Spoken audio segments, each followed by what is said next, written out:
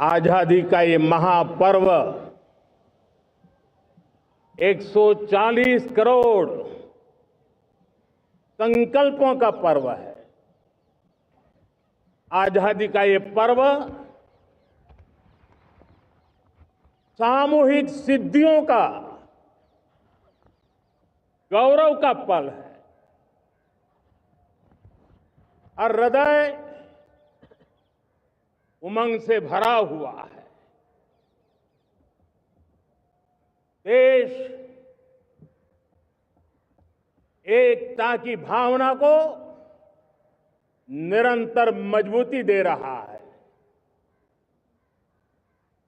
140 करोड़ देशवासी आज तिरंगे के रंग में रंगे हैं। हर घर तिरंगा, भारत के हर कोने से, चाहे रेगिस्तान हो या हिमालय की चोटियां, समंदर के तट हो या घनी आबादी वाले क्षेत्र, हर तरफ से एक ही गुंज है, एक ही जयकारा है। हमारी प्राण से भी प्यारी मातृभूमि का जयगान है।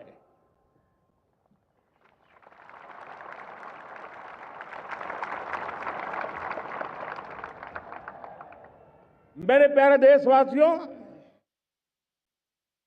सन 47 में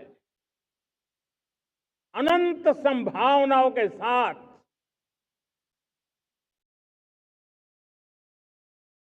कोटि कोटि भुजाओं के सामर्थ्य के साथ हमारा देश आजाद हुआ। देश की आकांक्षाएं उड़ाने भर रही थी, लेकिन चुनौतियां उससे भी कुछ ज्यादा थी।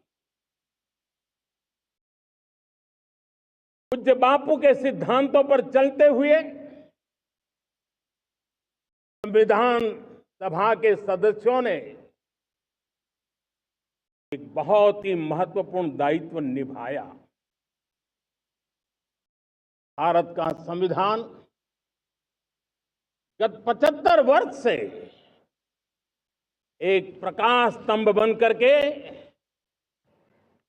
हमें मार्ग दिखाता रहा है। भारत के संविधान निर्माता अनेक विद महापुरुष डॉक्टर राजेंद्र प्रसाद, बाबा साहब आंबेडकर, पंडित नेहरू, सरदार वल्लभ भाई पटेल, डॉक्टर सर्वपल्ली राधाकृष्णन जी, इतना ही नहीं, हमारी नारी शक्ति का भी योगदान कम नहीं था। हंसा मेहता जी, वेलायुधन जैसी विदुषियों ने भी भारत के संविधान को सशक्त करने में अपनी भूमिका निभाई थी। आज लाल किले की प्राचीर से देश का मार्गदर्शन करने वाले, देश को दिशा देने वाला संविधान के निर्माताओं को आदरपूर्वक नमन करता हूं।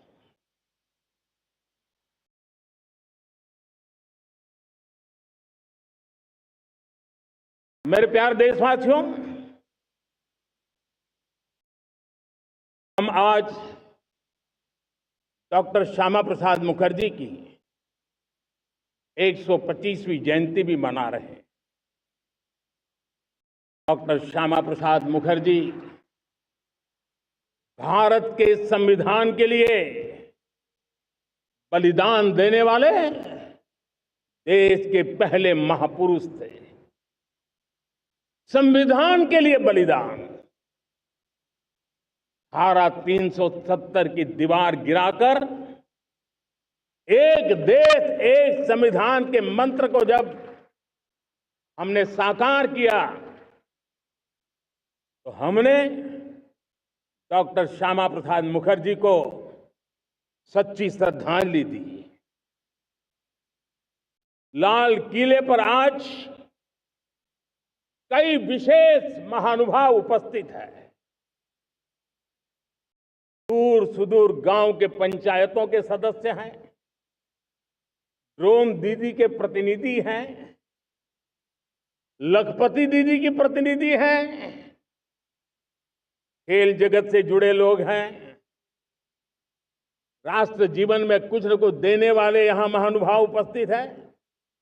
एक प्रकार से यहां मेरी आंखों के सामने मैं लघु भारत के दर्शन कर रहा हूं और टेक्नोलॉजी के माध्यम से विशाल भारत के साथ भी आज लाल किला जुड़ा हुआ है। मैं आजादी के इस महापर्व पर देशवासियों का, विश्व भर में फैलाए हुए भारत प्रेमियों का, हमारे मित्रों का हृदय से बहुत बहुत अभिनंदन करता हूं। साथियों, प्रकृति हम सब की परीक्षा ले रही है। पिछले कुछ दिनों में प्राकृतिक आपदाएं, भूस्खलन, बादलों का फटना, न जाने कितनी कितनी आपदाएं हम झेल रहे हैं। पीड़ितों के साथ हमारी संवेदना है।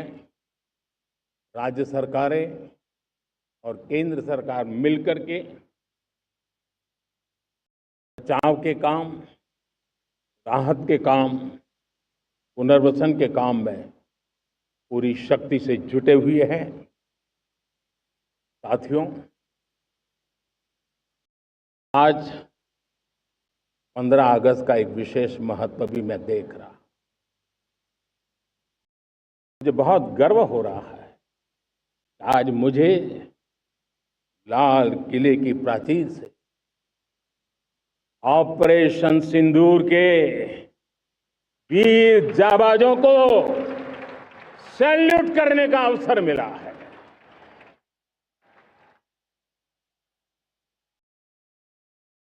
हमारे वीर जाबाज सैनिकों ने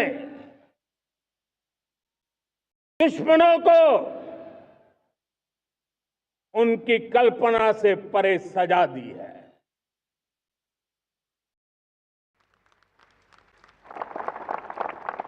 22 अप्रैल को पहलगाम में सीमा पार से आतंकियों ने आकर के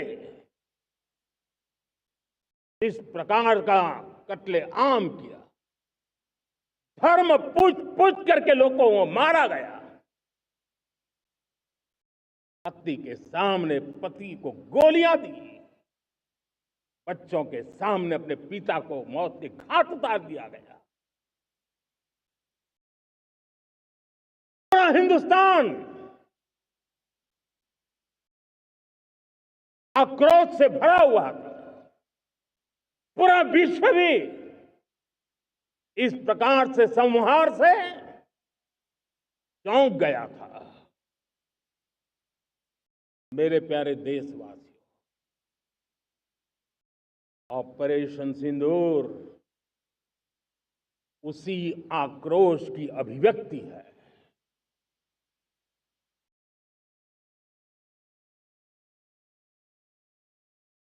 22 तारीख के बाद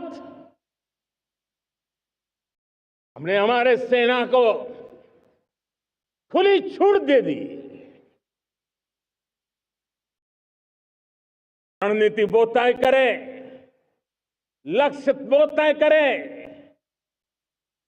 समय भी वो चुने और हमारी सेना ने वो करके दिखाया जो कई दशकों तक कभी हुआ नहीं था।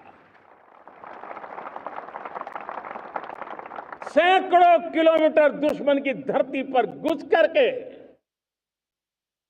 आतंकी हेडक्वार्टर्स को मिट्टी में मिला दिया,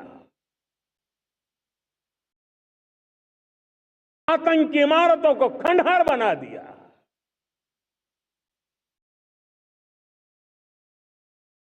पाकिस्तान की नींद अभी भी उड़ी हुई है।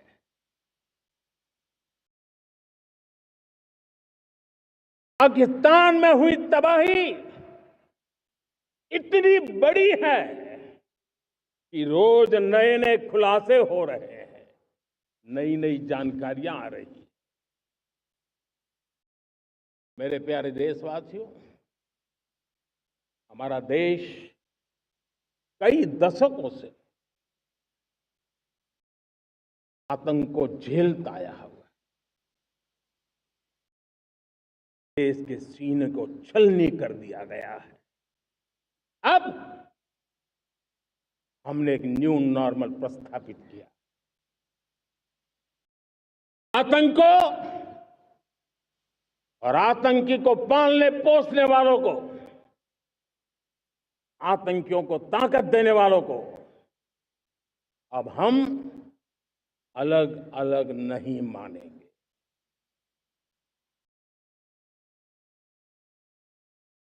वो मानवता के समान दुश्मन है, उनके बीच कोई फर्क नहीं है। भारत ने तय कर लिया है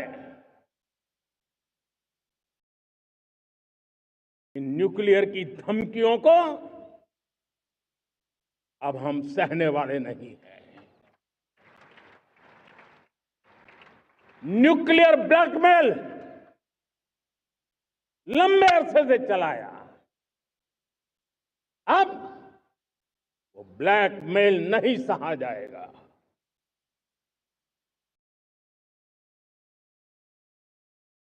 आगे भी अगर दुश्मनों ने ये कोशिश जारी रखी, हमारी सेना तय करेगी, सेना की शर्तों पर, सेना जो समय निर्धारित करे उस समय पर, सेना जो तौर तरीके तय करे उस तौर तरीके से, सेना जो लक्ष्य तय करे उस लक्ष्य को अब हम अमल में ला करके रहने वाले हैं। हम मुंह तोड़ जवाब देंगे। मेरे प्यारे देशवासियों, भारत ने तय कर लिया है, खून और पानी एक साथ नहीं बहेंगे।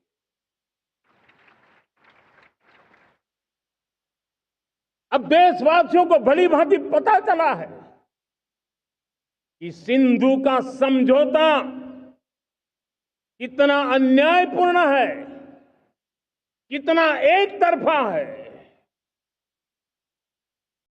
भारत से निकलती नदियों का पानी दुश्मनों के खेत को सींच रहा है और मेरे देश के किसान, मेरे देश की धरती पानी के बिना प्यासी है।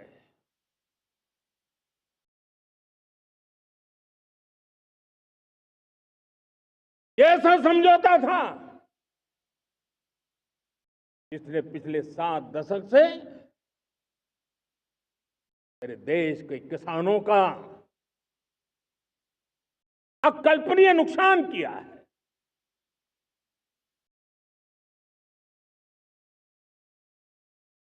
तो हिंदुस्तान के हक का जो पानी है उस पर अधिकार सिर्फ और सिर्फ हिंदुस्तान का है, हिंदुस्तान के किसानों का है। भारत कतई सिंधु समझौते को, उस स्वरूप को दशकों तक सहा है, उस स्वरूप को आगे नहीं सहा जाएगा। किसान हित में, राष्ट्र हित में ये समझौता हमें मंजूर नहीं है। मेरे प्यारे देशवासियों, आजादी के लिए असंख्य लोगों ने बलिदान दी, अपनी जवानी खपा दी, जेलों में जिंदगी गुजारी है, फांसी के तख्त पर लटके हैं, कुछ लेने पाने बनने के लिए नहीं, मां भारती के स्वाभिमान के लिए, कोटि कोटि जनों की आजादी के लिए, गुलामी की जंजीरों को तोड़ने के लिए। और मन में एक ही भाव था, स्वाभिमान। साथियों, गुलामी ने हमें निर्धन बना दिया, गुलामी ने हमें निर्भर भी बना दिया, औरों पर हमारी निर्भरता बढ़ती गई। हम सब जानते हैं, आजादी के बाद कोटि कोटि जनों के पेट भरना बड़ी चुनौती थी। लेकिन यही मेरे देश के किसान हैं जिन्होंने खून पसीना एक करके देश के अन्न के भंडार भर दिए।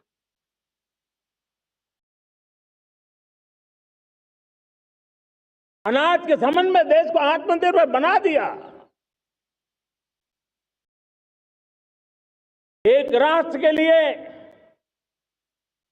आत्मसम्मान की सबसे बड़ी कसौटी आज भी उसकी आत्मनिर्भरता है। और मेरे प्यारे देशवासियों, विकसित भारत का आधार भी है आत्मनिर्भर भारत।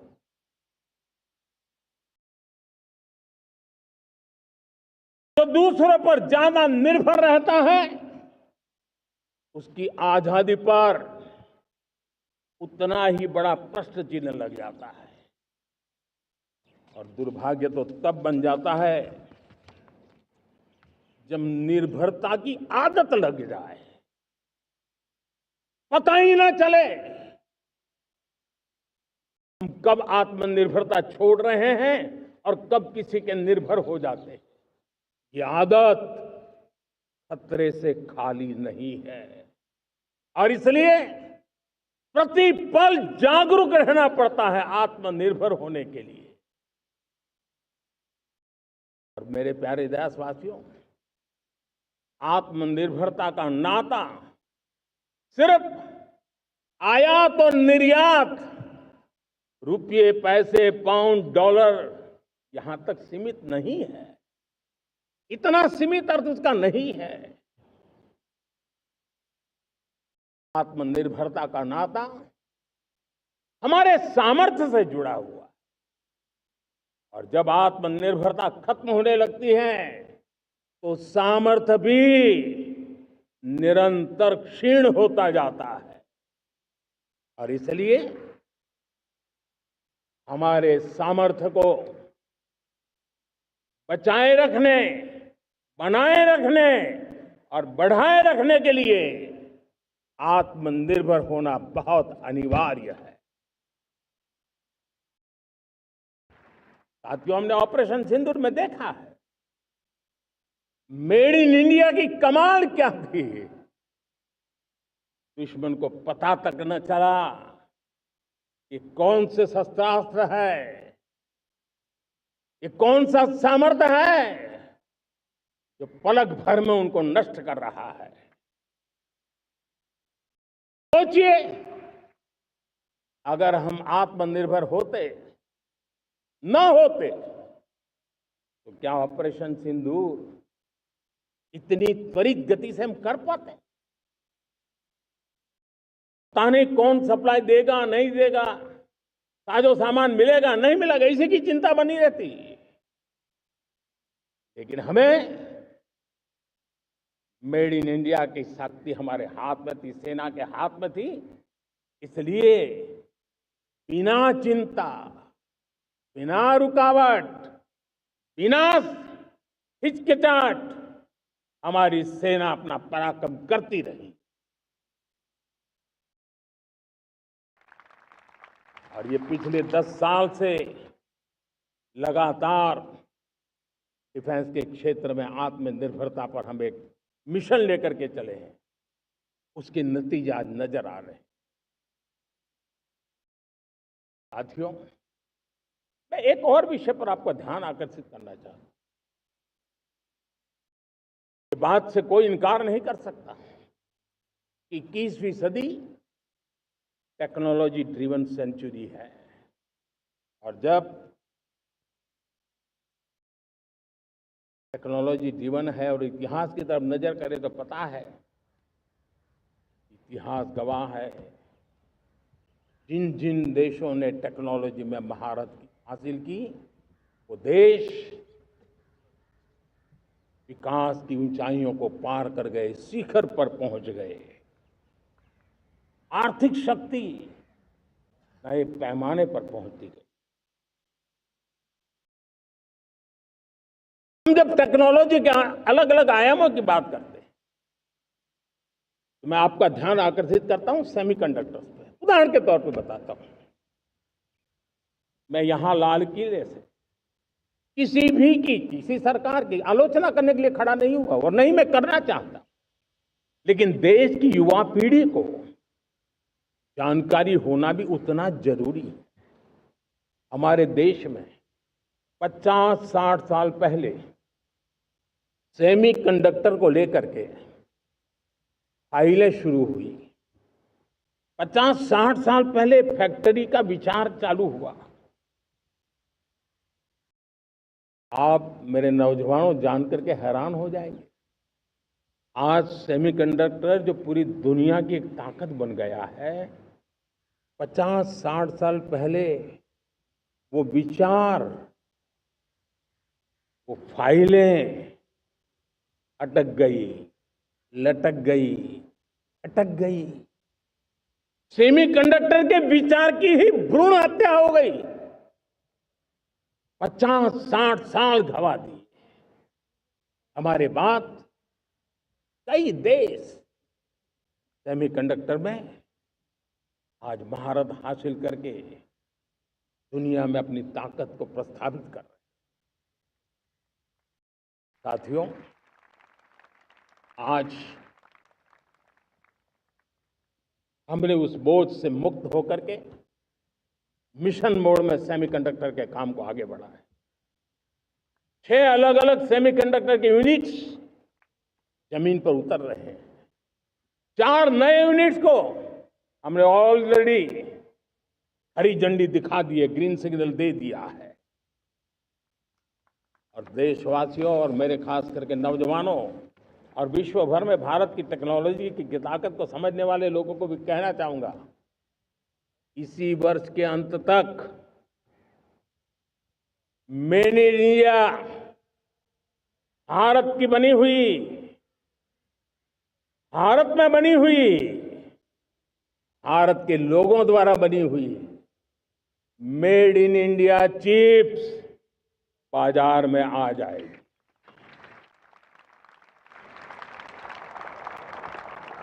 मैं दूसरा उदाहरण देना चाहता हूं। अब ऊर्जा के क्षेत्र में हम सब जानते हैं कि हम एनर्जी के लिए बहुत सारे देशों पर डिपेंडेंट है। पेट्रोल हो, डीजल हो, गैस हो, लाखों करोड़ रुपए हमें खर्च करके लाना पड़ता है। हमें इस संकट से देश को आत्मनिर्भर बनाना, ऊर्जा में आत्मनिर्भर बनाना बहुत जरूरी है। हमने बीड़ा उठाया और आज 11 वर्ष में सोलर एनर्जी 30 गुना बढ़ चुकी है। हम नए नए डैम बना रहे हैं ताकि हाइड्रो का विस्तार हो और हमें क्लीन एनर्जी की उपलब्ध हो। भारत मिशन ग्रीन हाइड्रोजन लेकर के आज हजारों करोड़ रुपए इन्वेस्ट कर रहा है। भविष्य की ऊर्जा को ध्यान में रख करके, ऊर्जा के क्षेत्रों को ध्यान में रख करके भारत न्यूक्लियर एनर्जी पर भी बहुत बड़े इनिशिएटिव ले रहा है। न्यूक्लियर एनर्जी में 10 नए न्यूक्लियर रिएक्टर तेजी से काम कर रहे हैं। 2047 तक, जो कि हमने विकसित भारत का लक्ष्य तय किया है, जब देश की आजादी के 100 साल होंगे, हम परमाणु ऊर्जा क्षमता 10 गुना से भी अधिक बढ़ाने का संकल्प लेकर के आगे बढ़ रहे हैं। मेरे प्यारे देशवासियों, रिफॉर्म एक निरंतर प्रक्रिया है। समयानुकूल परिस्थिति के अनुसार रिफॉर्म करते जाना होता है। हम न्यूक्लियर एनर्जी के क्षेत्र में बहुत बड़े रिफॉर्म लेकर के आए। अब हमने प्राइवेट सेक्टर के लिए भी परमाणु ऊर्जा को उसके द्वार खोल दिए हैं। हम शक्ति को जोड़ना चाहते। मेरे प्यारे देशवासियों, दुनिया जब आज ग्लोबल वार्मिंग को लिए चिंता करती है, तब मैं विश्व को भी बताना चाहता हूं कि भारत ने तय किया था कि हम 2030 तक क्लीन एनर्जी भारत में 50% पहुंचा देंगे। ये लक्ष्य हमारा 2030 तक था। मेरे देशवासियों का सामर्थ्य देखिए, मेरे देशवासियों की संकल्प शक्ति देखिए, मेरे देशवासियों को विकसित भारत बनाने का संकल्प को पूर्ण करने के लिए उनकी दौड़ देखिए। हमने जो लक्ष्य 2030 में तय किया था, वो 50% क्लीन एनर्जी का लक्ष्य 2025 में हमने कर लिया। 5 साल पहले हमने अचीव कर लिया, क्योंकि विश्व के प्रति भी हम उतने ही संवेदनशील हैं, प्रकृति के प्रति भी उतने ही हम जिम्मेवार लोग हैं। मेरे प्यारे देशवासियों, बजट का बहुत बड़ा हिस्सा ये पेट्रोल, डीजल, गैस, इन सब को लाने के लिए खर्च होता था। लाखों करोड़ रुपए चले जाते थे। अगर हम ऊर्जा में डिपेंडेंट न होते, तो वो धन मेरे देश के नौजवानों के भविष्य के लिए काम आता। वो धन मेरे देश के गरीबों को गरीबी के खिलाफ लड़ाई लड़ने में काम आता। वो धन मेरे देश के किसानों के कल्याण में काम आता। वो धन मेरे देश के गांव की परिस्थिति को पलटने के लिए काम आता। लेकिन हमें विदेशों को देना पड़ रहा। अब हम आत्मनिर्भर बनने की दिशा में काम कर रहे हैं। देश को विकसित बनाने के लिए हम अब समुद्र मंथन की तरफ भी जा रहे हैं। हमारे समुद्र के मंथन को आगे बढ़ाते हुए हम समुद्र के भीतर के तेल के भंडार, गैस के भंडार, उसको खोजने की दिशा में एक मिशन मोड में काम करना चाहते हैं। और इसलिए भारत ने national deep water exploration mission शुरू करने जा रहा है। ये ऊर्जा इंडिपेंडेंट बनने के लिए ये हमारी महत्वपूर्ण घोषणा है। मेरे प्यारे देशवासियों, आज पूरा विश्व क्रिटिकल मिनरल को लेकर के बहुत ही सतर्क हो गया है। उसके सामर्थ्य को लोग भली भांति समझने लगे हैं। कल तक जिस तरफ ज्यादा ध्यान नहीं था, वो आज सेंटर स्टेज पे है। हमारे लिए भी क्रिटिकल मिनरल्स में आत्मनिर्भरता बहुत अनिवार्य है। एनर्जी का सेक्टर हो, इंडस्ट्री का सेक्टर हो, रक्षा क्षेत्र हो, टेक्नोलॉजी के हर क्षेत्र हो, आज क्रिटिकल मिनरल्स की टेक्नोलॉजी के अंदर बहुत अहम भूमिका है। और इसलिए नेशनल क्रिटिकल मिशन हमने लॉन्च किया है। 1200 से अधिक स्थानों पर खोज का अभियान चल रहा है और हम क्रिटिकल मिनरल में भी आत्मनिर्भर बनने की दिशा में आगे बढ़ रहे हैं। मेरे प्यारे देशवासियों, स्पेस सेक्टर का कमाल तो हर देशवासी देख रहा, गर्व से भर जा रहा। और हमारे group captain Shubhanshu Shukla space station से लौट चुके हैं और आने वाले कुछ दिनों में वो भारत भी आ रहे हैं। हम स्पेस में भी अपने दम पर आत्मनिर्भर भारत गगनयान की तैयारी कर रहे हैं। हम अपने बलबूते पर हमारा अपना स्पेस स्टेशन बनाने की दिशा में हम काम कर रहे हैं। और पिछले दिनों स्पेस में जो रिफॉर्म किए गए, मुझे बहुत गर्व हो रहा है। मेरे देश के 300 से ज्यादा स्टार्टअप्स आप सिर्फ और सिर्फ स्पेस सेक्टर में काम कर रहे हैं और उन 300 स्टार्टअप में हजारों नौजवान पूरे सामर्थ्य के साथ जुटे हैं। ये है मेरे देश के नौजवानों की ताकत और ये है हमारे देश के नौजवानों के प्रति विश्वास। मेरे प्यारे देशवासियों, 140 करोड़ भारतवासी 2047 में जब आजादी के 100 साल होंगे, विकसित भारत के संकल्प को परिपूर्ण करने के लिए पूरी ताकत से जुटे हैं। इस संकल्प की पूर्ति के लिए भारत आज हर सेक्टर में आधुनिक इकोसिस्टम तैयार कर रहा है और आधुनिक इकोसिस्टम हर क्षेत्र में हमारे देश को आत्मनिर्भर बनाएगा।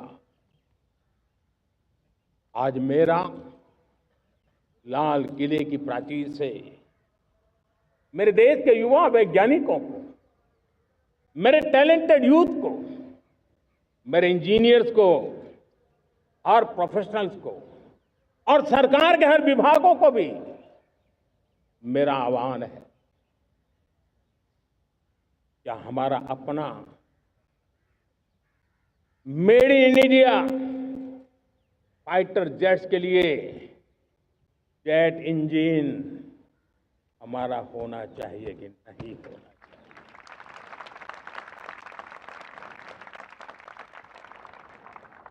हम फार्मा ऑफ द वर्ल्ड माने जाते हैं। वैक्सीन में हम नए नए विक्रम स्थापित करते हैं, लेकिन क्या समय की मांग नहीं है हम रिसर्च और डेवलपमेंट में और ताकत लगाएं? हमारे अपने पेटेंट हो,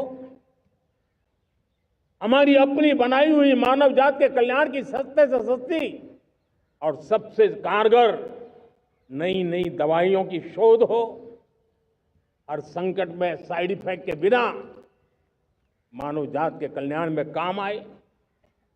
बायो 3 पॉलिसी भारत सरकार ने बनाई है। मैं देश के नौजवानों को कहता हूं, आइए बायो 3 पॉलिसी का अध्ययन करके अब कदम उठाइए। देश का भाग्य बदलना है, आपका सहयोग चाहिए। मेरे प्यारे देशवासियों, आज आईटी का युग है, डेटा की ताकत है। क्या समय की मांग नहीं है? ऑपरेटिंग सिस्टम से लेकर के साइबर सुरक्षा तक, डीप टेक से लेकर के आर्टिफिशियल इंटेलिजेंस तक, सारी चीजें हमारी अपनी हो, इस पर हमारे ही लोगों का सामर्थ्य जुटा हुआ हो, उनकी सामर्थ्य शक्ति का विश्व को परिचय कराए।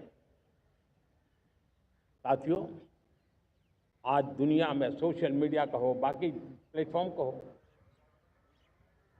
दुनिया के प्लेटफॉर्म पर हम काम कर रहे हैं। दुनिया ने हमने दिखा दिया है, यूपीआई का हमारा प्लेटफॉर्म आज दुनिया को अजोबा कर रहा है। हमारे में सामर्थ्य है। रियल टाइम ट्रांजैक्शन में 50% अकेला भारत यूपीआई के माध्यम से करता है। इसका मतलब की ताकत है।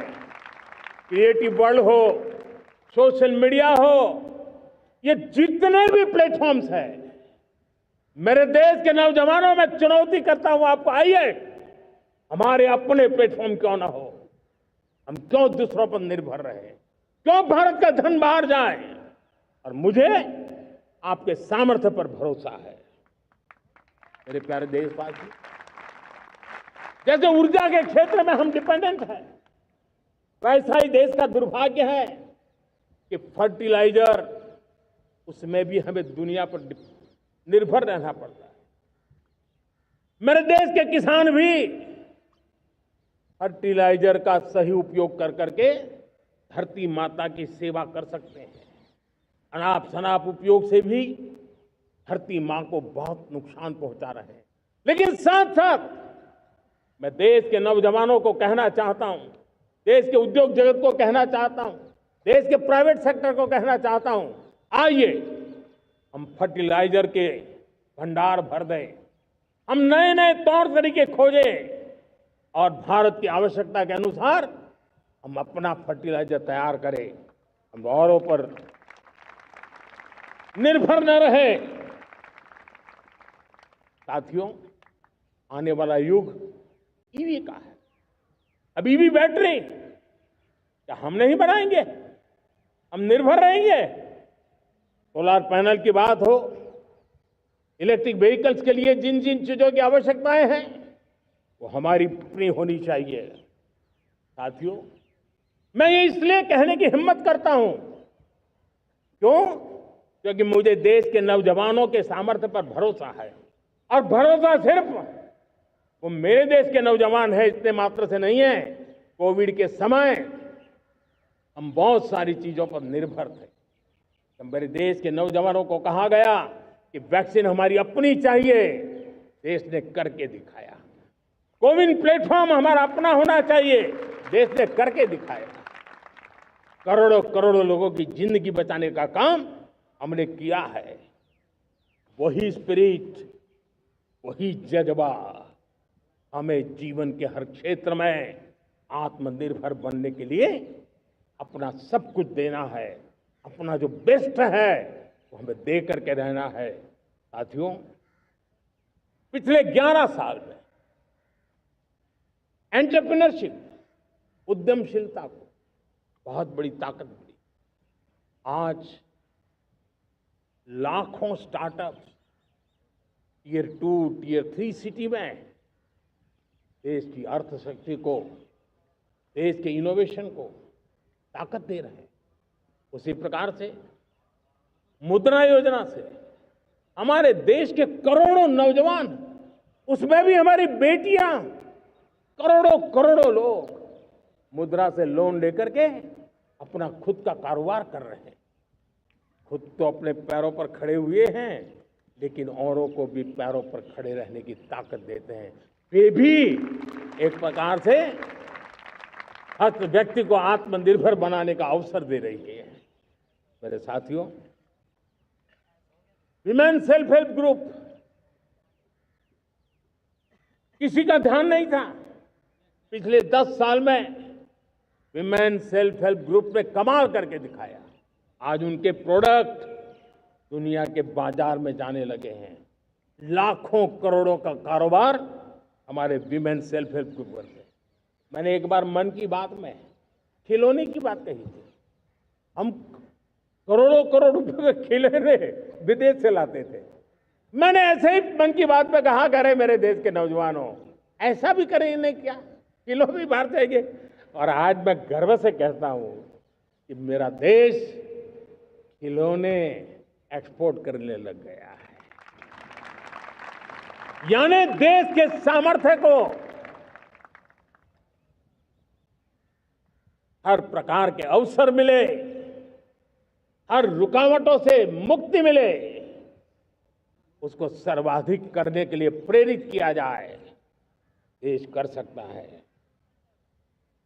मैं देश के युवाओं से कहता हूं, आइए आप इनोवेटिव आइडियाज लेकर के, आपके आइडियाज को मरने मत देना दोस्तों। आज का आपका आइडिया हो सकता है आने वाली पीढ़ी का भविष्य बना सकता है। मैं आपके साथ खड़ा हूं, मैं आपके लिए काम करने के लिए तैयार हूं, आपका साथी बन के काम करने तैयार हूं। आप आइए, हिम्मत जुटाइए, इनिशिएटिव लीजिए। जो युवा मैन्युफैक्चरिंग के बारे में सोचते हैं, आइए आगे बढ़िए। सरकार के नियमों में बदलाव करना है, मुझे बताइए। अब देश रुकना नहीं चाहता है। 2047 दूर नहीं है, एक एक पल की कीमत है और हम एक भी पल गंवाना नहीं चाहते दोस्तों।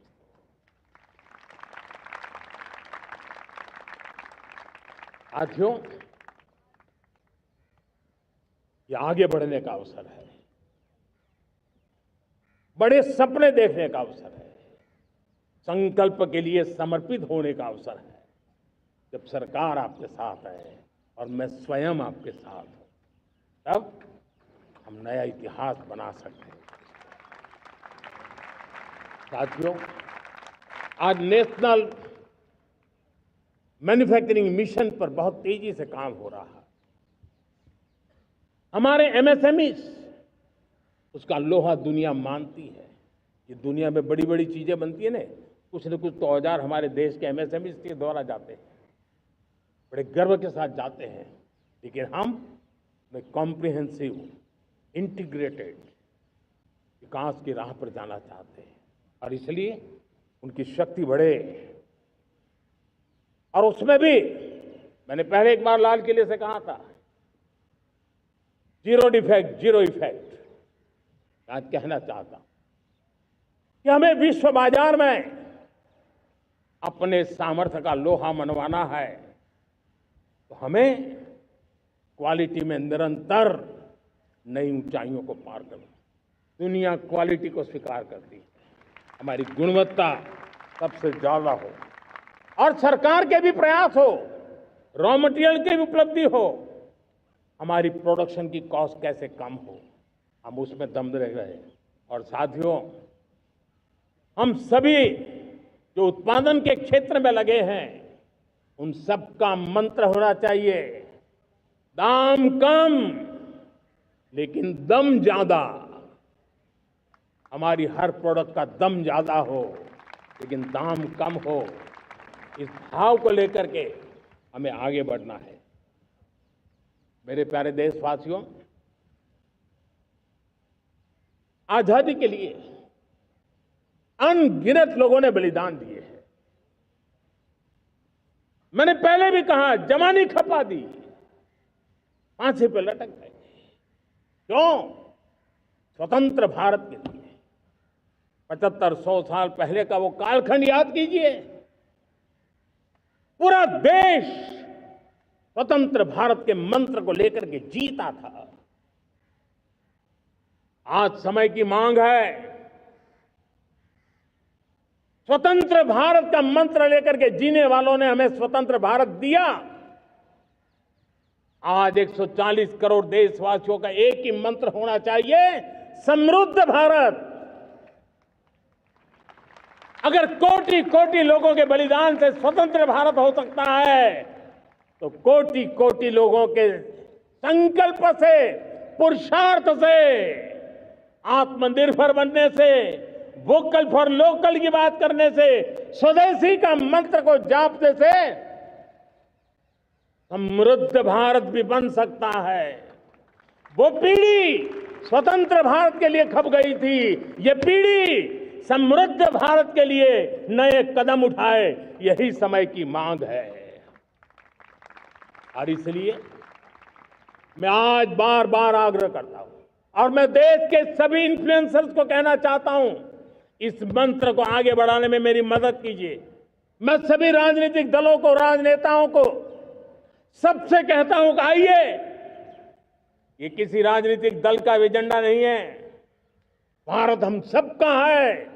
हम मिलकर के वोकल फॉर लोकल उस मंत्र को हर नागरिक के जीवन का मंत्र बनाएं। भारत में बनी हुई, भारत के नागरिकों के पसीने से बनी हुई वो चीजें जिसमें भारत की मिट्टी की महक हो और जो भारत के आत्मनिर्भर के संकल्प को ताकत देता हो, हम उसी को खरीदेंगे, हम उसी का उपयोग करेंगे। हम उस दिशा में आगे आए, यह हमारा सामूहिक संकल्प हो। देखते ही देखते हम दुनिया बदल देंगे दोस्तों। मैं आज हर छोटे मोटे व्यापारी को, दुकानदार से आग्रह करना चाहता हूं, आपकी भी जिम्मेवारी है। हम छोटे थे, हमने कभी बाजार में देखा नहीं था कि शुद्ध घी की दुकान, ऐसे ही लिखा जाता था घी की दुकान। लेकिन समय रहते लोग लिखने लगे शुद्ध घी की दुकान। मैं चाहता हूं देश में ऐसे व्यापारी आगे आए, ऐसे दुकानदार आए, यहां स्वदेशी माल बिकता है वो बोर्ड लगा रहे हैं। हम स्वदेशी का गर्व करने लगे। हम स्वदेशी मजबूरी में नहीं, मजबूती के साथ उपयोग करेंगे, मजबूती के लिए उपयोग करेंगे और जरूरत पड़ी तो औरों को मजबूर करने के लिए उपयोग करेंगे। ये हमारी ताकत होनी चाहिए, ये हमारा मंत्र होना चाहिए। मेरे प्यारे देशवासियों,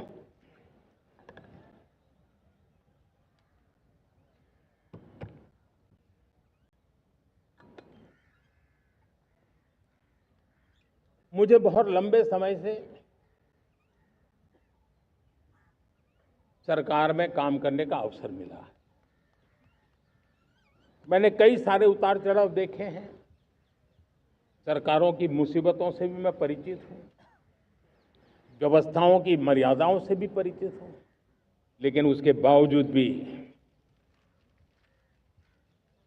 हमारी जिम्मेवारी है कि हम किसी की लकीर को छोटी करने में अपनी ताकत बर्बाद न करें। मैं बड़े अनुभव से कहता हूं, किसी दूसरे की लकीर छोटी करने के लिए अपनी ऊर्जा हमें नहीं खपानी है। हमें पूरी ऊर्जा के साथ हमारी लकीर को लंबा करना है।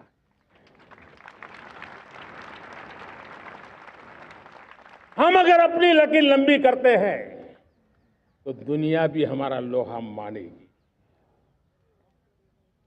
आज जब वैश्विक परिस्थितियों में आर्थिक स्वार्थ दिनों दिन बढ़ रहा है, तब समय की मांग है कि हम उन संकटों के रोते बैठने की जरूरत नहीं है। हिम्मत के साथ हम अपनी लकीर को लंबी करें। और मैं 25 साल के शासन के अनुभव से कह सकता हूं, अगर यह हमने चुन लिया, हर किसी ने चुन लिया, तो फिर कोई स्वार्थ हमें अपनी चंगुल में नहीं फंसा सकता है। मेरे प्यारे देशवासियों, बीता दशक रिफॉर्म, परफॉर्म, ट्रांसफॉर्म कर रहा है। लेकिन अब हमें और नई ताकत से जुड़ना है। पिछले दिनों हमने कई रिफॉर्म्स किए, एफडीआई हो, इंश्योरेंस कंपनी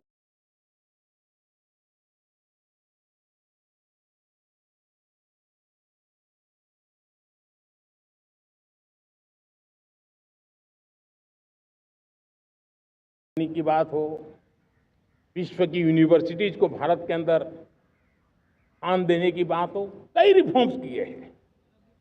40,000 से ज्यादा अनावश्यक कंप्लायंसेस को हमने खत्म किया है। इतना ही नहीं, 1500 से अधिक पुराने कानून जो बाबा आदम के जमाने के थे, उन सबको हमने खत्म कर दिया है। हमने दर्जनों कानूनों को सरल करने के लिए संसद में जाकर के जनता के हितों को सर्वोपरि रख करके बदलाव किए हैं। इस बार भी हो हल्ला के बीच लोगों तक बात पहुंची नहीं होगी, लेकिन एक बहुत बड़ा रिफॉर्म इनकम टैक्स एक्ट में हुआ है। करीब 280 से ज्यादा धाराएं हमने समाप्त करने का निर्णय किया है। और साथियों, सिर्फ आर्थिक मोर्चे पर ही रिफॉर्म नहीं, हमने नागरिक के जीवन को भी आसान बनाने के लिए रिफॉर्म, इनकम टैक्स रिफंड की बात हो, रिफॉर्म का परिणाम है। फेसलेस असेसमेंट की बात हो, रिफॉर्म का परिणाम है। 12 लाख तक आज इनकम टैक्स से मुक्ति दे देना, देश का जो भविष्य बनाने में उत्सुक है ऐसा मेरा मध्यम वर्ग आज खुला नहीं समा रहा है। कभी किसी ने सोचा नहीं था कि 12 लाख रुपए तक का इनकम टैक्स पर जीरो कर दिया जाएगा। आज कर लिया है। जब देश का सामर्थ्य बढ़ता है तो देशवासियों को लाभ मिलता है। अंग्रेजों के जमाने से दंड संहिता में हम दबे पड़े थे, दंड का भय दिखा करके जीवन चल रहा था। 75 साल आजादी के ऐसे ही गए। हमने दंड संहिता को खत्म कर दिया, न्याय संहिता को ले आए हैं। न्याय संहिता में भारत के नागरिक के प्रति विश्वास का भाव है। भारत के नागरिक के अंदर अपनेपन का भाव है, संवेदनशीलताओं से भरा हुआ है। हमने रिफॉर्म की यात्रा को तेज करने के लिए बीड़ा उठाया। हम बहुत तेजी से आगे बढ़ना चाहते हैं। मैं चाहता हूं देशवासियों, देश के लिए कर रहा हूं, मैं मेरे लिए नहीं कर रहा हूं, किसी का बुरा करने के लिए नहीं कर रहा हूं। मेरे राजनीतिक दल, मेरे प्रतिस्पर्धी साथी भी देश की इस उज्जवल भविष्य के लिए आगे आए, हमारा साथ दे। स्ट्रक्चरल रिफॉर्म्स की बात हो, रेगुलेटरी रिफॉर्म्स की बात हो, पॉलिसी रिफॉर्म की चर्चा हो, प्रोसेस रिफॉर्म की चर्चा हो, प्रोसीड्यूरल रिफॉर्म्स करने की जरूरत हो, हर प्रकार के रिफॉर्म्स ये आज हमने मकसद बना करके चले हैं। और मेरे प्यारे देशवासियों, नेक्स्ट जनरेशन रिफॉर्म्स के लिए हमें एक टास्क फोर्स गठित करने का निर्णय किया है। ये टास्क फोर्स समय सीमा में इस काम को पूरा करे। वर्तमान नियम, कानून, नीतियां, रीतियां 21वीं सदी के अनुकूल, वैश्विक वातावरण में अनुकूल और भारत को 2047 में विकसित राष्ट्र बनाने के संदर्भ में नए सिरे से तैयार हो और उसका समय सीमा में अपना कार्य पूरा करने के लिए इस टास्क फोर्स की रचना की है। साथियों, ये रिफॉर्म के कारण जो नए लोग अपना भविष्य बनाने चाहते हैं उनको तो हिम्मत मिलेगी। हमारे स्टार्टअप्स हो, हमारे लघु उद्योग हो, हमारे गृह उद्योग हो, उन लोग उद्यमियों को उनकी कंप्लायंस कॉस्ट बहुत कम हो जाएगी और उसके कारण उनको एक नई ताकत मिलेगी।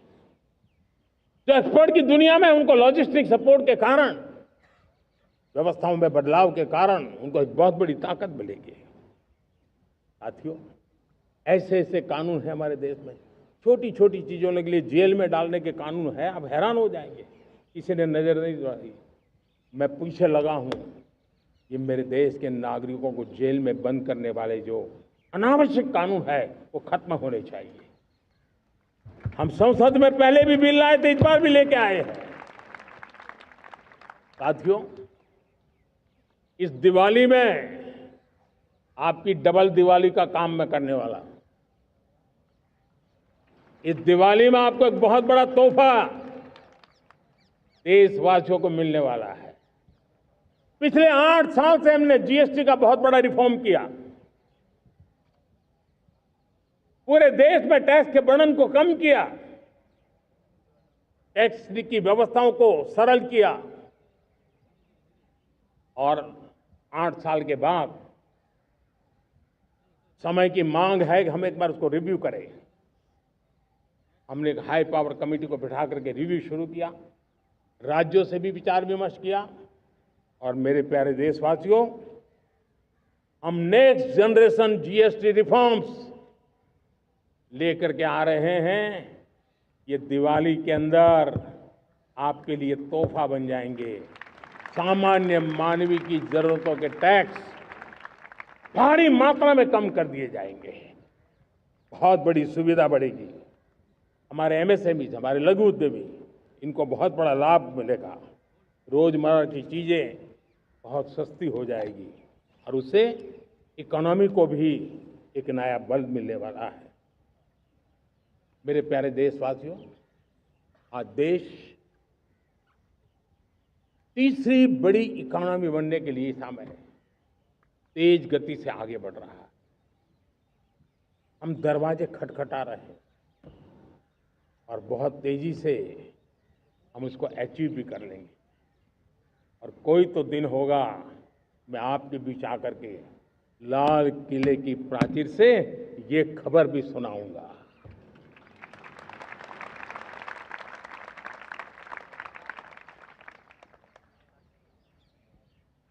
आज भारत की अर्थव्यवस्था और आर्थिक स्थिति को लेकर पूरी दुनिया आश्वस्त है।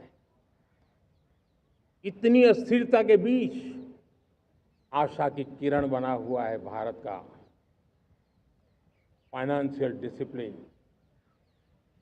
भारत की फाइनेंस की ऊर्जा। संकट के घेरे में जब अर्थव्यवस्था पड़ी हुई है, तब भारत ही उसे बाहर निकलेगा, ये भरोसा दुनिया में पनपा है। आज इन्फ्लेशन कंट्रोल में है, फॉरेन एक्सचेंज रिजर्व हमारे बहुत मजबूत है, हमारे मैक्रो इकोनॉमिक इंडिकेटर्स बहुत मजबूत है। ग्लोबल रेटिंग एजेंसी भी लगातार भारत की सराहना करती हैं, भारत की अर्थव्यवस्था पर ज़्यादा से ज़्यादा विश्वास व्यक्त कर रही है। ये बढ़ती हुई अर्थव्यवस्था का लाभ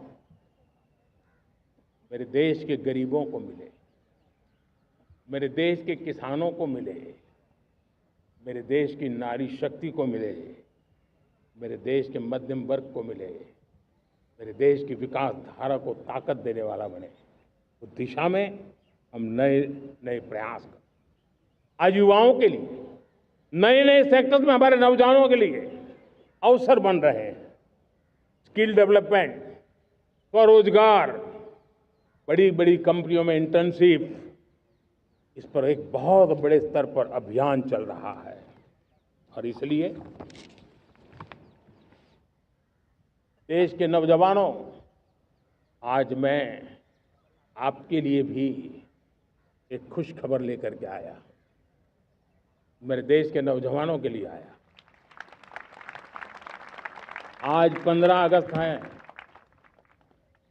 15 अगस्त के ही दिन मेरे देश के युवाओं के लिए 1 लाख करोड़ रुपए की योजना हम चालू कर रहे हैं, लागू कर रहे हैं। आज से प्रधानमंत्री विकसित भारत रोजगार योजना आज ही 15 अगस्त को लागू हो रही है। ये आपके लिए बहुत खुशखबरी है।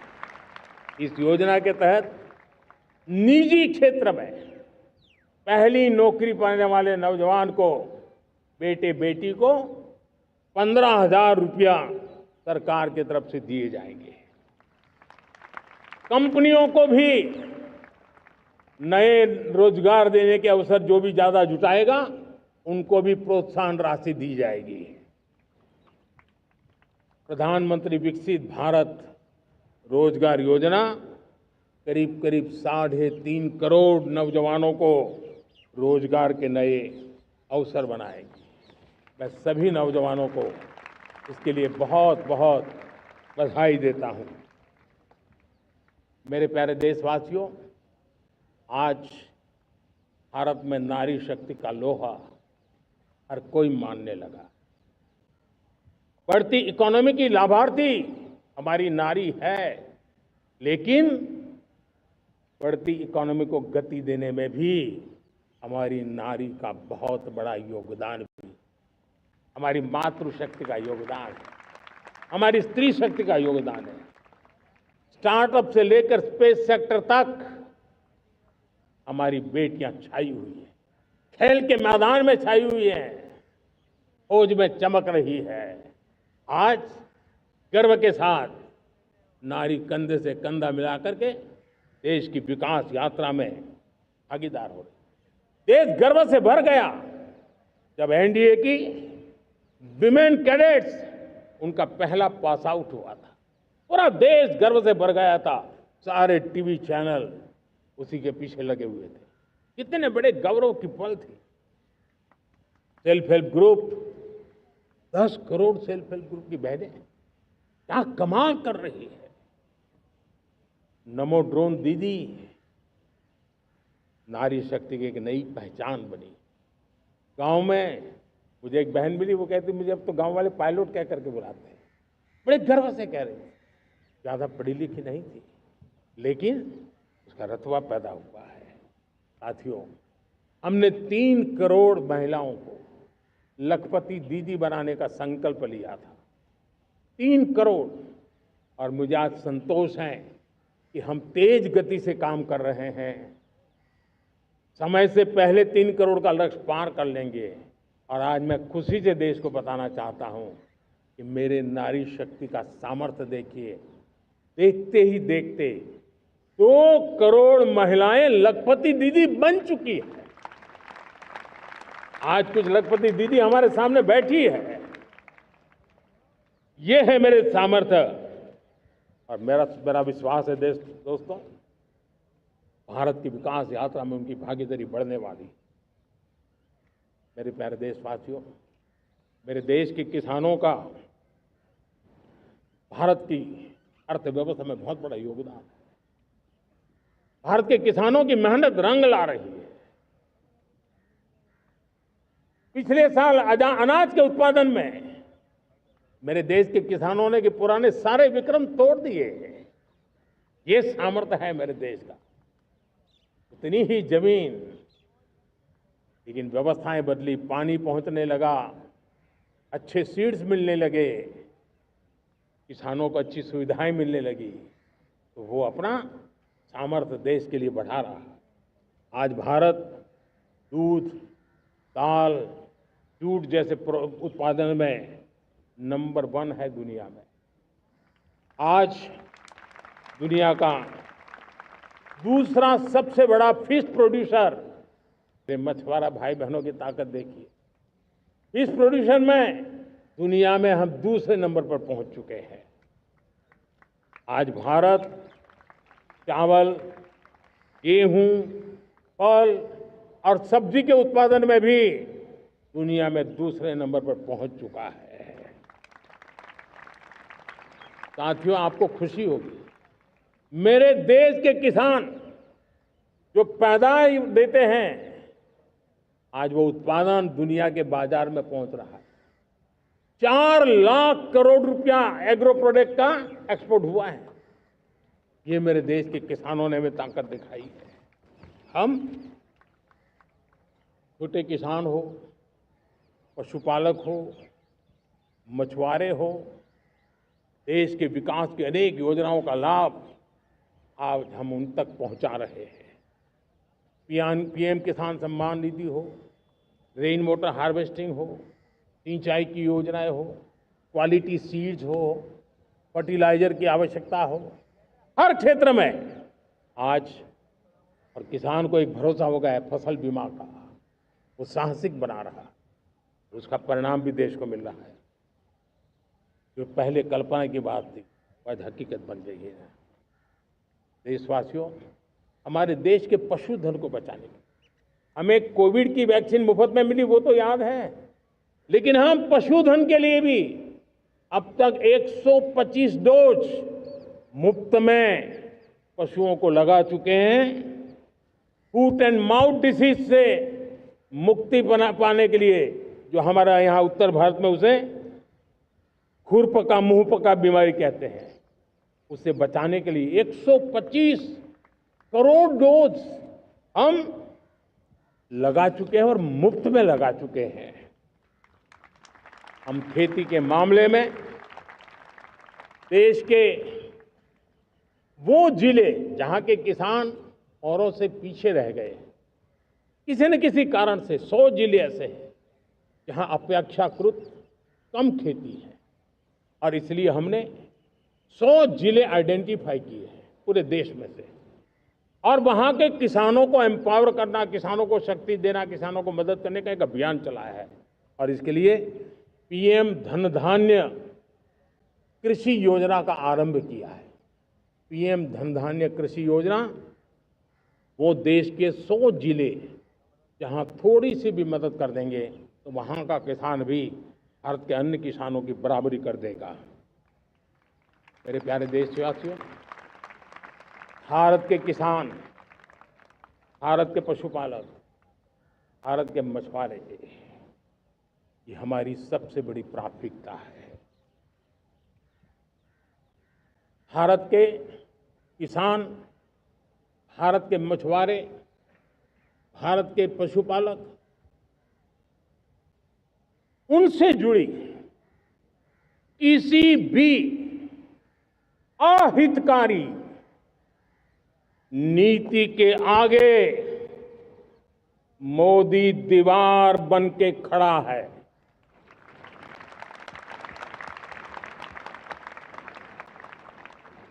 भारत अपने किसानों, अपने पशुपालकों, अपने मछुआरों के संबंध में कभी भी कोई समझौता नहीं स्वीकार करेगा।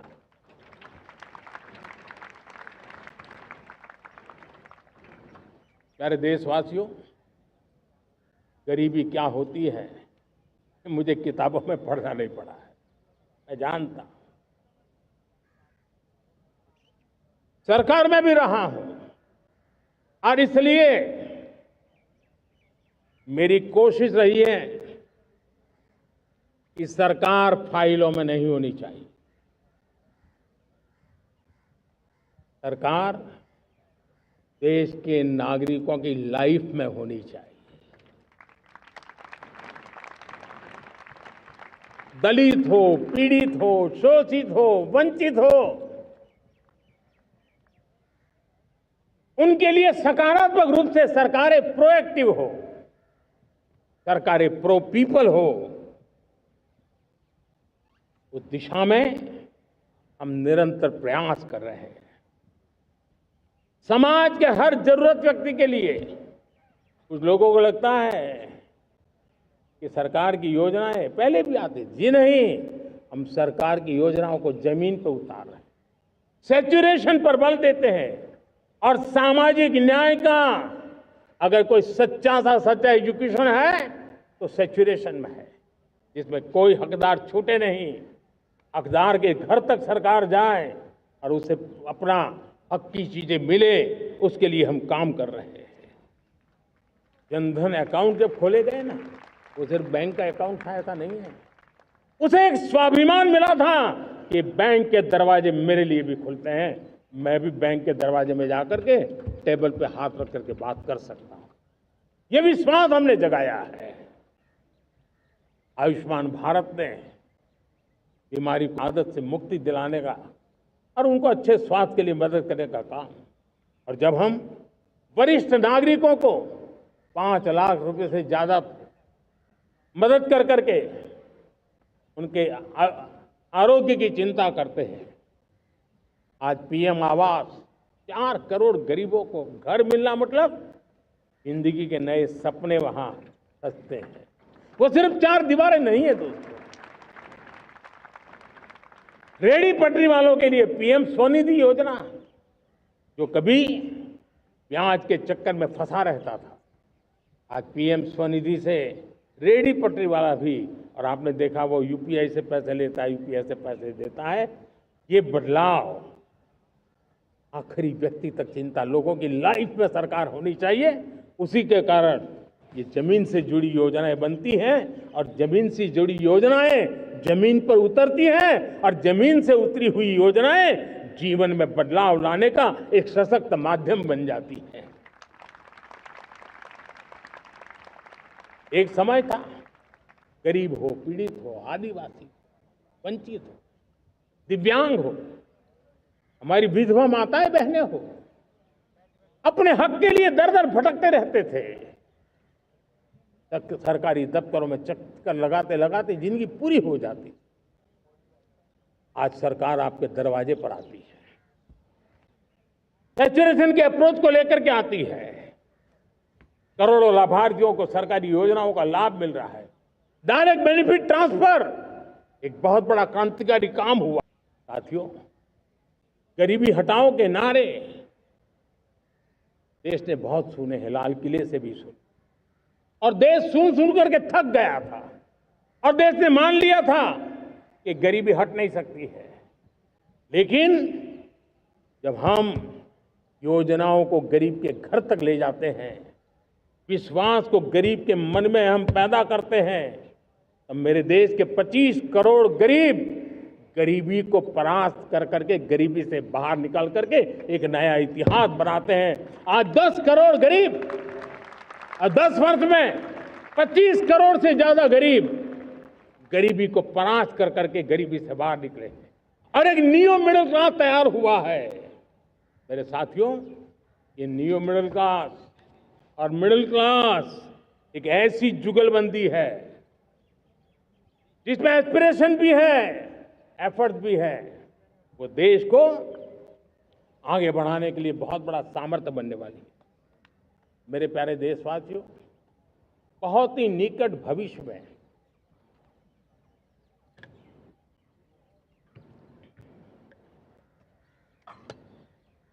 मेरे प्यारे देशवासियों, बहुत ही निकट भविष्य में महान समाज सुधारक महात्मा ज्योतिबा फुले जी की 200वीं जयंती आ रही है। हम उस जयंती के समारोह शुरू करने जा रहे हैं, और महात्मा ज्योतिबा फुले के सिद्धांत, उन्होंने जो मंत्र दिए, उसमें हमारे लिए प्रेरणा है। पिछड़े को प्राथमिकता, पिछड़े को प्राथमिकता देते हुए हम परिवर्तन की ऊंचाइयों को प्राप्त करना चाहते हैं। हम इसके लिए परिश्रम की पराकाष्ठा करना चाहते हैं। हम पारदर्शी नीतियों के द्वारा पिछड़ों को प्राथमिकता, ये हम धरती पर उतारना चाहते हैं, हर पिछड़े के जीवन में उतारना चाहते हैं। साथियों, रेहड़ी पटरी वालों के लिए स्वनिधि योजना हो, या हमारे हुनर वाले, हाथ से काम करने वाले विश्वकर्मा योजना की बात हो, आदिवासी में भी जो पिछड़े रह गए हैं उनके लिए पीएम जनधन की योजना की बात हो, हमारे पूर्वी भारत को विकास में पूरे देश के अंदर बराबरी में लाना और उनको नेतृत्व देने की दिशा में काम हो। हम सिर्फ समाज पिछड़े हो उनकी चिंता तक अटकने वाले नहीं है। जो क्षेत्र पिछड़े हैं उनको भी हम प्राथमिकता देना चाहते हैं। जो जिले पिछड़े रहे हैं हम उनको प्राथमिकता देना चाहते हैं। हमने 100 एस्पिरेशनल डिस्ट्रिक्ट, 500 एस्पिरेशनल ब्लॉक, उसी मिशन में काम किया है। हमने पूर्वी भारत के विकास के लिए हजारों करोड़ रुपए के इंफ्रास्ट्रक्चर के प्रोजेक्ट को बल दिया है। हमने पूर्वी भारत के जीवन को बदल करके देश की विकास यात्रा में भागीदार बनने का, मेरे प्यारे देशवासियों, जीवन हर क्षेत्र में विकास होना चाहिए। विकास के लिए खेल का भी महत्व होता है।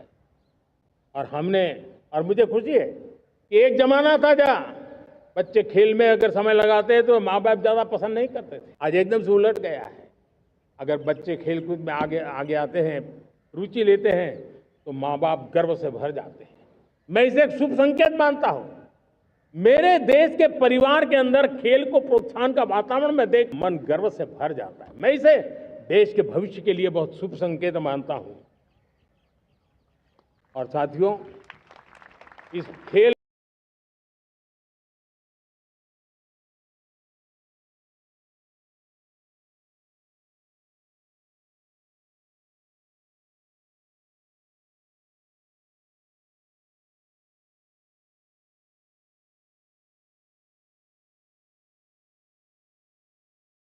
को बढ़ावा देने के लिए हमने नेशनल स्पोर्ट्स पॉलिसी कई दशकों के बाद हम देश में खेलो भारत नीति को लेकर के आए हैं, ताकि एक खेल जगत का सर्वांगीण विकास का प्रयास हो। स्कूल से लेकर के ओलंपिक तक हम एक पूरा इकोसिस्टम डेवलप करना चाहते हैं, चाहे कोचिंग की व्यवस्था हो, फिटनेस की बात हो, खेल के मैदान हो, खेल की व्यवस्थाएं हो, खेल के लिए आवश्यक साधन हो, लघु उद्योगों को भी खेल के साधन बनाने में मदद करने की बात हो। यानी एक प्रकार से पूरा इकोसिस्टम हम दूर दराज के बच्चों तक पहुंचाना चाहते हैं। लेकिन साथियों, जब मैं फिटनेस की बात करता हूं, जब मैं खेलकूद की बात करता हूं, तब मैं एक चिंता भी आपके सामने रखना चाहता हूं। हमारे देश के हर परिवार को चिंता करनी चाहिए। मोटापा हमारे देश के लिए बहुत बड़ा संकट बनता जा रहा है। आने वाले वर्षों में लोग, जो पंडित लोग हैं वो कहते हैं, जो जानकार लोग कहते हैं, हर तीसरे व्यक्ति में एक व्यक्ति मोटापे का शिकार होगा। हमें मोटापे से बचना है, ओबेसिटी से बचना है। और इसलिए मैंने बाकी सब करना पड़ेगा, लेकिन एक छोटा सा सुझाव दिया था कि परिवार तय करे कि जब खाने का तेल घर में आएगा 10% कम ही आएगा और 10% कम ही उपयोग करेंगे, और हम ओबेसिटी के खिलाफ लड़ाई को जीतने की दिशा में हम अपना योगदान देंगे।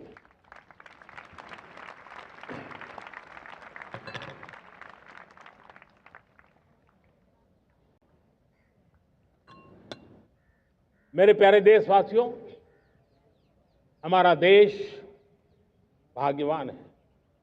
हजारों साल की विरासत के हम धनी हैं, और वो हमें निरंतर ऊर्जा मिलती है, प्रेरणा मिलती है, त्याग और तपस्या की राह मिलती है। आज गुरु तेग बहादुर, यह वर्ष गुरु तेग बहादुर जी का 350वां शहीदी वर्ष है। देश की संस्कृति की रक्षा, भारत के मूल्यों की रक्षा के लिए उन्होंने अपना सब कुछ न्योछावर कर दिया। मैं आज उनको नमन करता हूं। साथियों, हमारी संस्कृति की ताकत हमारी विविधता है। हम विविधता को सेलिब्रेट करना चाहते हैं। हम विविधता को सेलिब्रेट करने की आदत बनाना चाहते हैं। यह हमारा गौरव है। यह हमारा भारत माँ का यह बगीचा कितने विविध प्रकार के फूलों से सजा हुआ है, कितनी विविधताएं हैं। ये विविधता हमारे लिए एक बहुत बड़ा, हमारी विरासत है, बहुत बड़ा गौरव है। हमने प्रयागराज के महाकुंभ में देखा भारत की विविधता को कैसे जिया जाता है। एक स्थान पर करोड़ों लोग, एक ही भाव, एक ही प्राण, एक ही प्रयास, दुनिया के लिए बहुत बड़ा अजूबा है। महाकुंभ की वो सफलता भारत की एकता की, भारत के सामर्थ्य की दुहाई देती है। साथियों, हमारा देश भाषाओं की विविधता से बहुत ही भरा हुआ है, पुलकित है। और इसीलिए हमने मराठी, असमिया, बांग्ला, पाली, प्राकृत को क्लासिकल लैंग्वेज का दर्जा दिया है।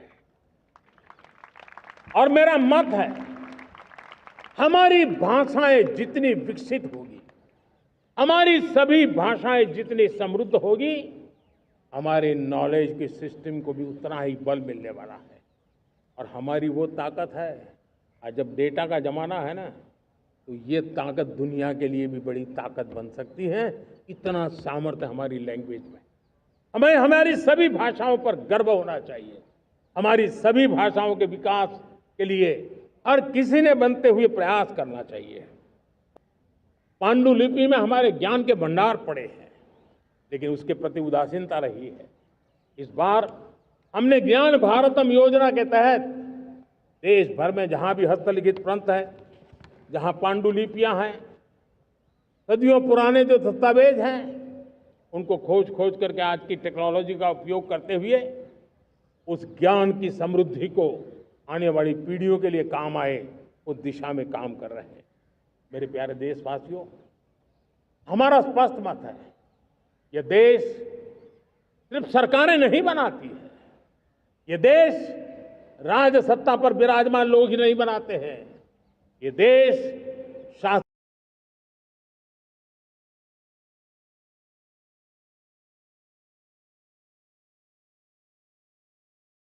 की धुरा संभालने वाले नहीं बनाते हैं। ये देश बनता है कोटि कोटि जनों के पुरुषार्थ से, ऋषियों के, मुनियों से, वैज्ञानिकों के, शिक्षकों के, किसानों के, जवानों के, सेना के, मजदूरों के, हर किसी के प्रयास से देश बनता है। हर किसी का योगदान होता है, व्यक्ति का भी होता है, संस्थाओं का भी होता है।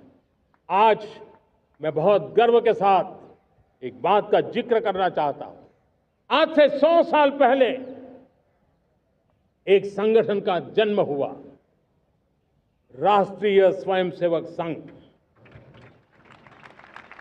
100 साल की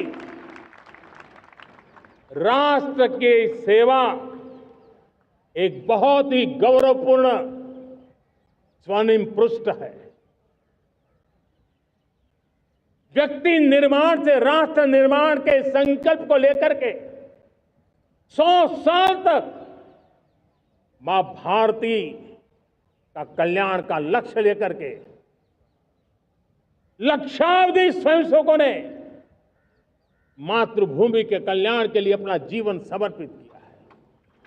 सेवा, समर्पण, संगठन और अप्रतिम अनुशासन, ये जिसकी पहचान रही है, ऐसा राष्ट्रीय स्वयंसेवक संघ दुनिया का ये सबसे बड़ा एनजीओ है। एक प्रकार से 100 साल का उसका समर्पण का इतिहास है।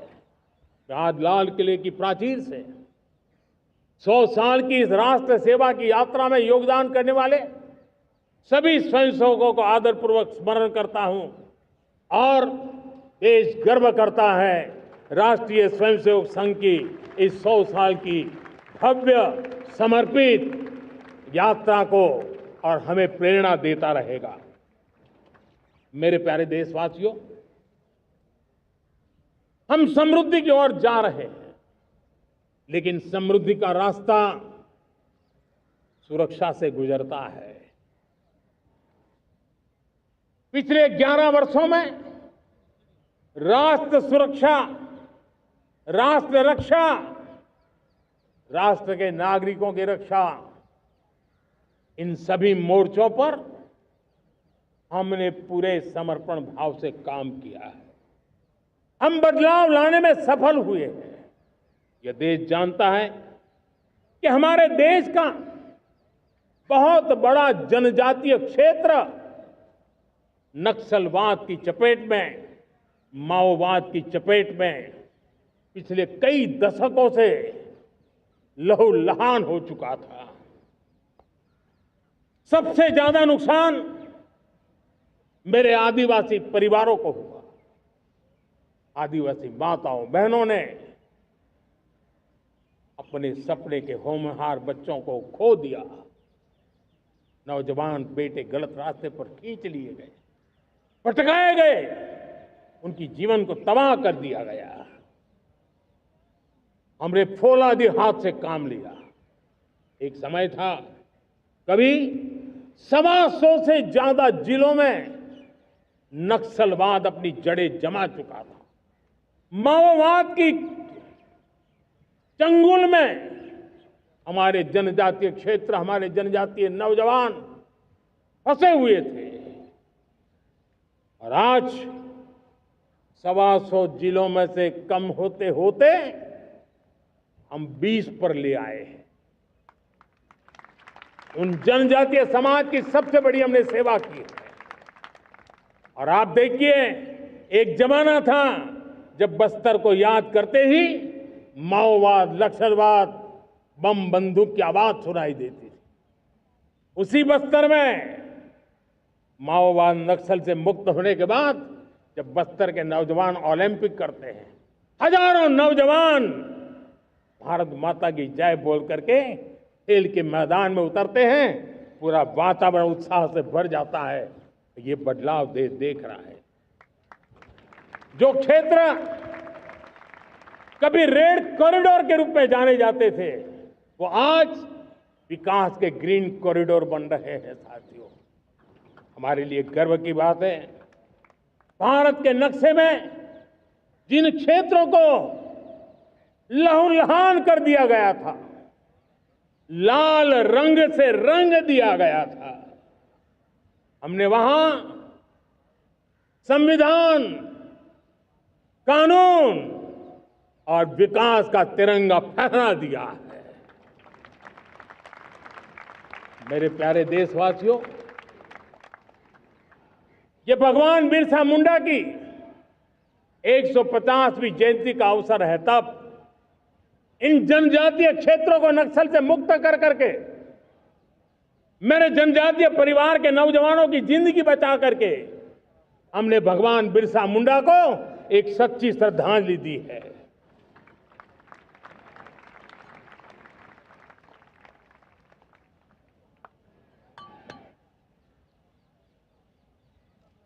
मेरे प्यारे देशवासियों,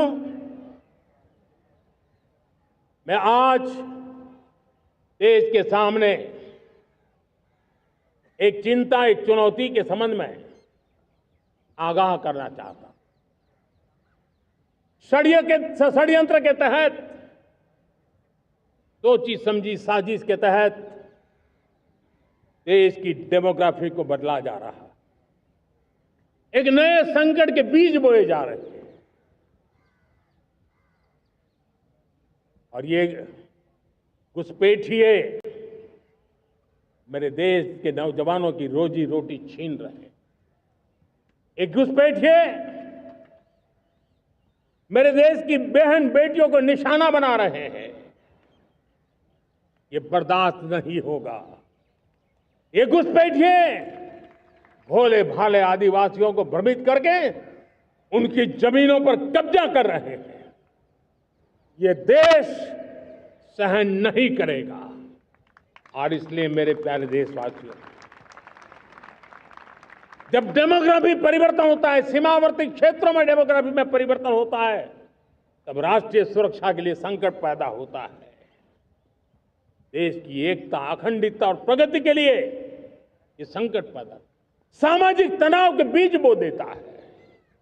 और कोई देश अपना देश घुसपैठियों के हवाले नहीं कर सकता है। दुनिया का कोई देश नहीं कर सकता है, तो हम भारत को कैसे कर सकते हैं?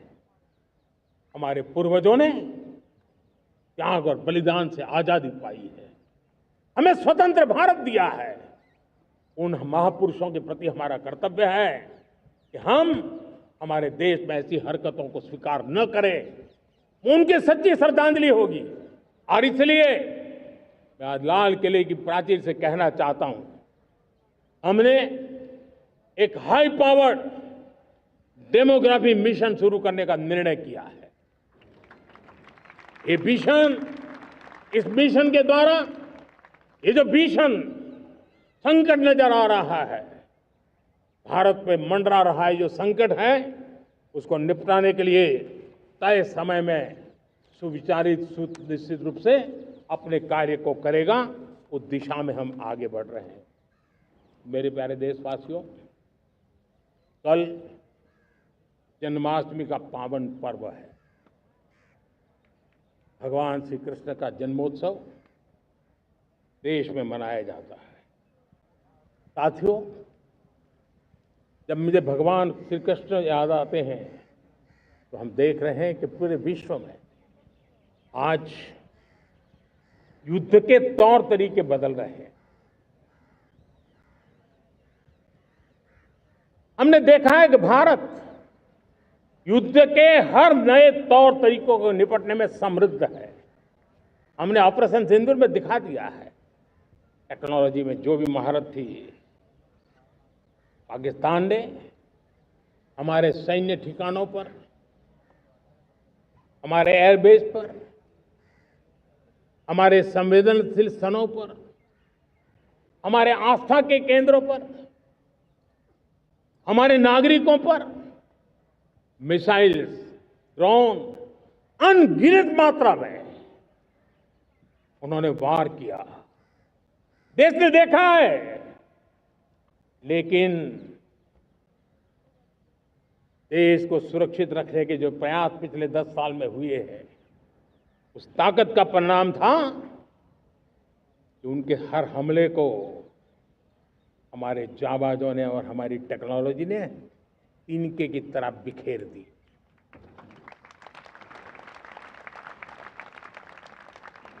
रत्ती भर नुकसान नहीं कर पाए। और इसलिए जब युद्ध के मैदान में टेक्नोलॉजी का विस्तार हो रहा है, टेक्नोलॉजी हावी हो रही है, तब राष्ट्र की रक्षा के लिए, देश के नागरिकों की सुरक्षा के लिए हमें भी, हमने जो आज महारत पाई है, वो महारत का और विस्तार करने की जरूरत है। हमने आज जो महारत पाई है, उसको लगातार अपग्रेड करते रहने की आवश्यकता है। और इसलिए साथियों, मैंने एक संकल्प लिया है, मुझे आपके आशीर्वाद चाहिए, कोटि कोटि देशवासियों के आशीर्वाद चाहिए।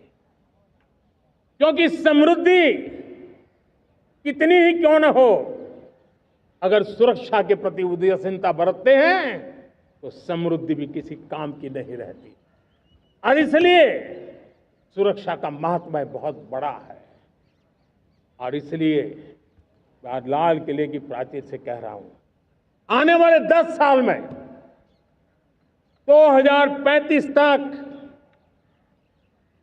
राष्ट्र के सभी महत्वपूर्ण स्थलों, जिनमें सामरिक के साथ साथ सिविलियन क्षेत्र भी शामिल है, जैसे अस्पताल हो, रेलवे हो, जो भी आस्था के केंद्र हो, उन्हें टेक्नोलॉजी के नए प्लेटफॉर्म द्वारा पूरी तरह सुरक्षा का कवच दिया जाएगा।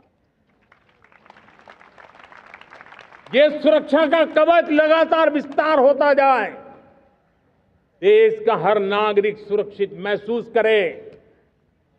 किसी भी प्रकार की टेक्नोलॉजी हम पर वार करने आ जाए, हमारी टेक्नोलॉजी उससे बेहतर सिद्ध हो।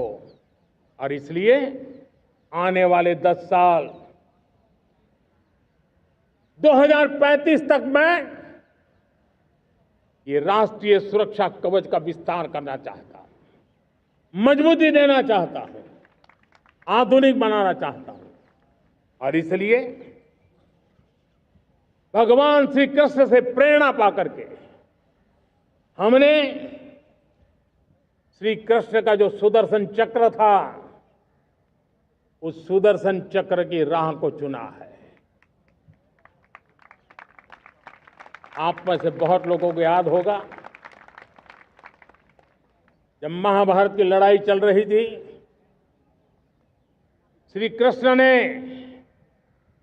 अपने सुदर्शन चक्र से सूर्य के प्रकाश को रोक दिया था और दिन में ही अंधेरा कर दिया था। सूर्य प्रकाश को सुदर्शन चक्र से रोक दिया था। और तब अर्जुन ने जो शपथ ली थी, जयद्रथ का वध करने की उस प्रतिज्ञा को अर्जुन पूर्ण कर पाए थे। वो सुदर्शन चक्र के पराक्रम और रणनीति का परिणाम था। अब देश सुदर्शन चक्र मिशन लॉन्च करेगा।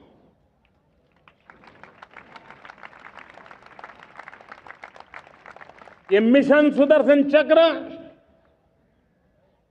एक पावरफुल वेपन सिस्टम दुश्मन के हमले को न्यूट्रलाइज तो करेगा ही करेगा, लेकिन कई गुना ज्यादा दुश्मन पर हिट बैक करेगा।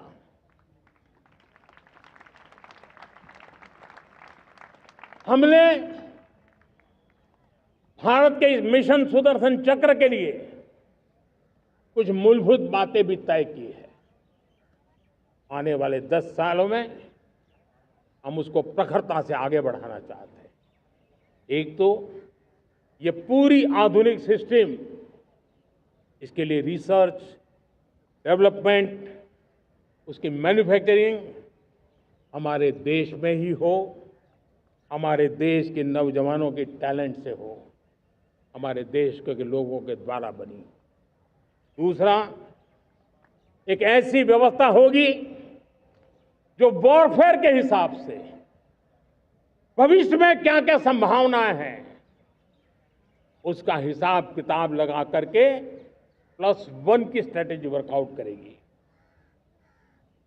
और तीसरा, सुदर्शन चक्र की एक ताकत थी, वो बहुत ही प्रिसाइज, जहां जाना था वहीं जाता था और वापस श्री कृष्ण के पास लौट के आता था। हम इस सुदर्शन चक्र के द्वारा भी टारगेटेड प्रिसाइज एक्शन के लिए भी व्यवस्था को विकसित करने की दिशा में आगे बढ़ेंगे। और इसलिए युद्ध के बदलते तौर तरीकों में राष्ट्र की सुरक्षा, नागरिकों की सुरक्षा के लिए मैं बड़े प्रतिबद्धता के साथ इस कार्य को आगे बढ़ाने के लिए वचन देता हूं। मेरे प्यारे देशवासियों, जब हम लोकतंत्र की बात करते हैं, स्वतंत्र भारत की बात करते हैं, तब हमारा संविधान हमारे लिए सर्वोच्च दीप स्तंभ होता है, हमारा प्रेरणा का केंद्र होता है। लेकिन आज से 50 साल पहले भारत के संविधान का गला घोंट दिया गया था, भारत के संविधान के पीठ पे छुरा भोंक दिया गया था, देश को जेल खाना बना दिया गया था, आपातकाल लगा दिया गया था, इमरजेंसी थोप दी गई थी। इमरजेंसी के 50 साल हो रहे हैं। देश की किसी भी पीढ़ी ने संविधान की हत्या के इस पाप को कभी भूलना नहीं चाहिए। संविधान की हत्या करने वाले पापियों को नहीं भूलना चाहिए। और हमें भारत के संविधान के प्रति अपने समर्पण को और मजबूती देते आगे बढ़ना चाहिए।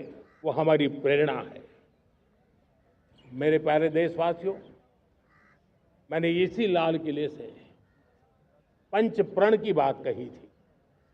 मैं आज लाल किले से फिर से एक बार मेरे देशवासियों का पुनः स्मरण जरूर करना चाहता हूं। विकसित भारत बनाने के लिए न हम रुकेंगे, न हम झुकेंगे। हम परिश्रम की पराकाष्ठा करते रहेंगे और अपनी आंखों के सामने 2047 में विकसित भारत बना करके रहेंगे। मेरे प्यारे देशवासियों, हमारा दूसरा प्रण है कि हम हमारे जीवन में, हमारी व्यवस्थाओं में, हमारे नियम कानून परंपराओं में गुलामी का एक भी कण अब बचने नहीं देंगे। हम हर प्रकार की गुलामी से मुक्ति पाकर के ही रहेंगे। मेरे प्यारे देशवासियों, हम अपनी विरासत पर गर्व करेंगे। हमारी पहचान का सबसे बड़ा आभूषण सबसे बड़ा गहना, सबसे बड़ा मुकुटमणि हमारी विरासत है। हम विरासत का गर्व करेंगे।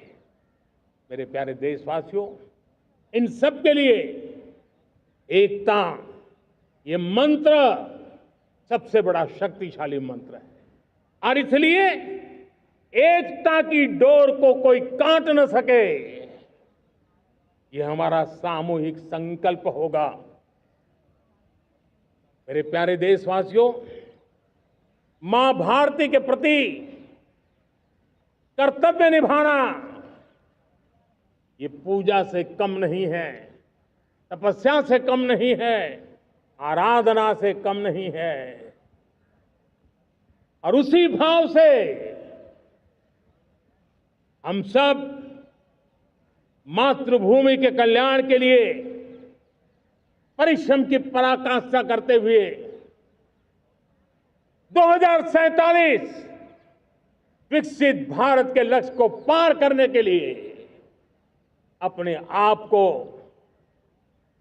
खपा देंगे, अपने आप को झोंक देंगे।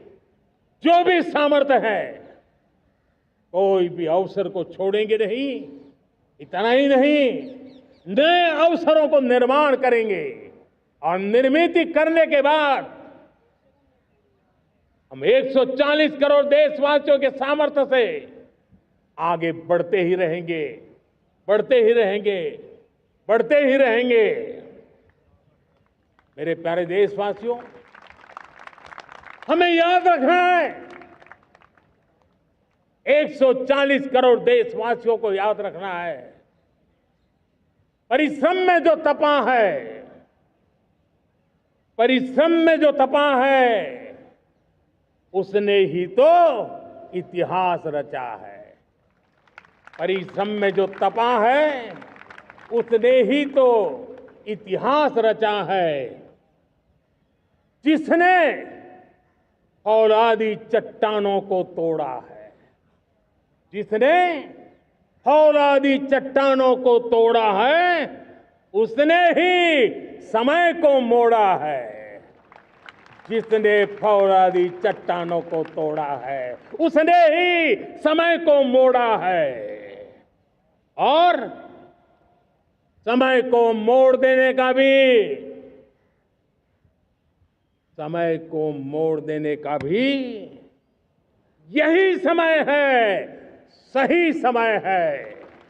मेरे प्यारे देशवासियों, एक बार फिर आप सबको आजादी के इस महान पर्व की अनेक अनेक शुभकामनाएं देता हूं, बहुत बहुत बधाई देता हूं। मेरे साथ बोलेंगे, जय हिंद, जय हिंद, जय हिंद।